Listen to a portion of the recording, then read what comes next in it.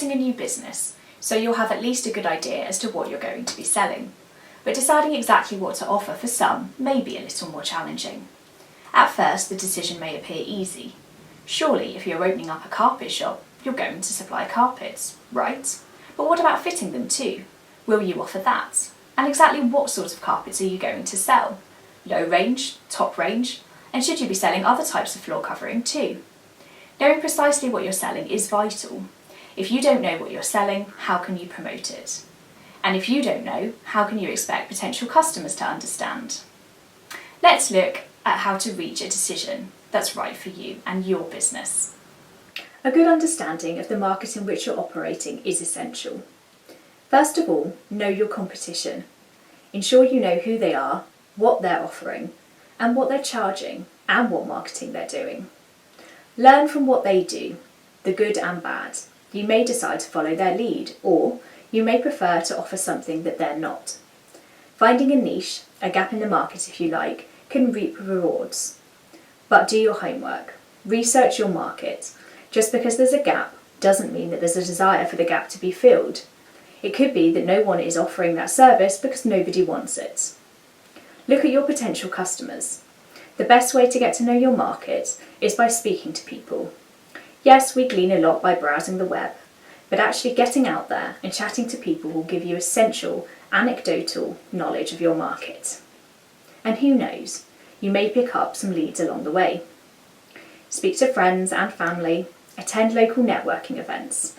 Getting out and speaking to people often gives you a real lift too, and will make your business plans seem ever more real. However much you love your work, the majority of us are in business because we want to earn money. When deciding what you're going to offer, you need to consider: how much money will I make with each product or service? How much effort do I need to put into each so that it is worth the amount I'll make on it? How much do I need to sell in order to reach my business goals? Also, think about your personal skills and experience. If you're operating as a sole trader and not planning to employ people, it makes sense to sell something which reflects your own skills and experience. However, you may feel that it's necessary to offer a broader range of products and services in order to compete, perhaps. Then you could outsource. In other words, you could partner with another person or business and they could do bits that you can't or don't want to do. And here's the really important point. What are your personal likes and dislikes? We all have parts of our job that we enjoy more than others.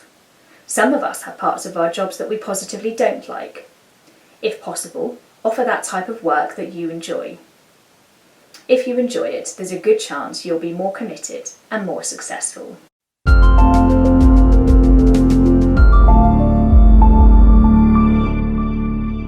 I quite often use with people the analogy of a cookery book. That when you buy a cookery book to follow a recipe. It will tell you these are the ingredients you need, this is the order which you need to put them in, and this is what you need to bake the cake. They're great, but you never buy a chef book, because as a chef you put your own spin on things. It's a case of you've read all the cookery books, you understand the fundamentals, and now you do things your way. And business can be very similar to that, because there's not a right or wrong way of doing something. There's your way of doing something. It's your interpretation. You need to understand the fundamentals. You need to understand what ingredients, what order to put them in, but you can change the quantities, you can move things around, you can do things in a different way so that people know it as you.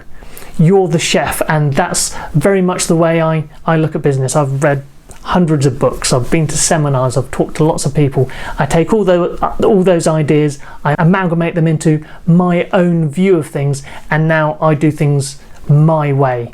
And my way might not be right for other people. People might take elements of what I do. They might take elements, whatever it is, from somebody else. They talk to their solicitor, their accountant, their marketing people, put it all together, and you become the chef of your own business.